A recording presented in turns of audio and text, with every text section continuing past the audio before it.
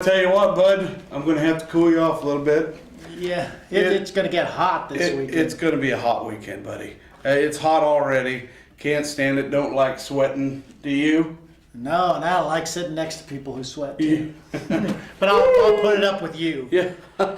Hello and welcome to your old news update. I'm Izzy Fitz. And I'm Bud Driscoll. And before we top the headlines from yesteryear, we got a shout out to our sponsors, and I might even get it right this time. You are directionally challenged. Yes, I am. Headley's, 1829 South 9th, and Smoky Hill Museum at 211 West Iron. I'm sorry, last week I said East Iron. I apologize. It is West Iron. Go west, young man. Horace Greeley said that. Yeah, you run east, you'll run into a bridge. Now let's top the headlines. Let's talk about what happened. We'll go back to 1936, and this is the 4th of July, and it's coming up. Oh, boy. 1936. This year's crop of transients, known in street parlance as bums or tramps, is made up of older men than those of the last 2 or 3 years, officers who watch these migrating classes say. Where for the past few years, boys have made up the bulk of the transient harvest crowd. This year, the transients are men from 30 to 50 years of age. Police Chief D.K. Fitch has observed. Well, they're getting older. The bums are getting older. That's right. The bums are growing up. We're not too far from that. That's right. There's only a thin line that separates us from bumhood. Yeah. Undercover, July 6, 1936, undercover of the 4th of July celebration. Crackmen, Saturday night or Sunday morning, broke into the Marshall Motor Company's place at 743 North Santa Fe and used nitroglycerin with soap to blast open the safe, and they escaped with $180. Wow. That would have bought a car back then. I know. I like that term, crackmen. Yeah. Sounds like a good TV show title. Crackmen. Yeah. Crackmen. Da-da-da-da-da-da. No, that's Batman, sorry. Yeah. Okay, back to July 7th, 1936.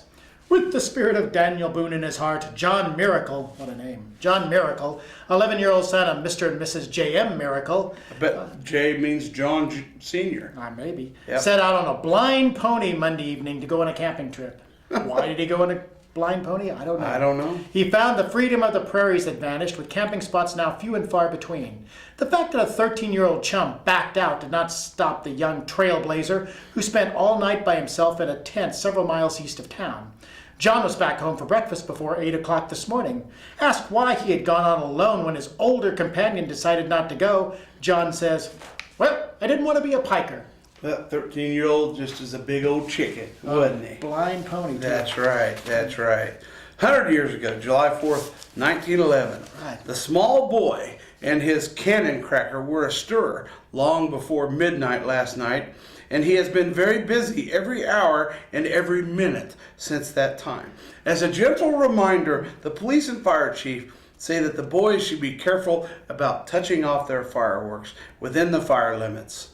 Many have already been doing this, and the officers last night and early this morning reprimanded several, but no arrests were made. The fire limits are from Walnut to Elm and from 8th to 5th. Yeah. Sounds familiar, doesn't it? I know. It was 100 years ago, but it's something that everybody can keep in mind this year. That's when right. you're buying fireworks in town.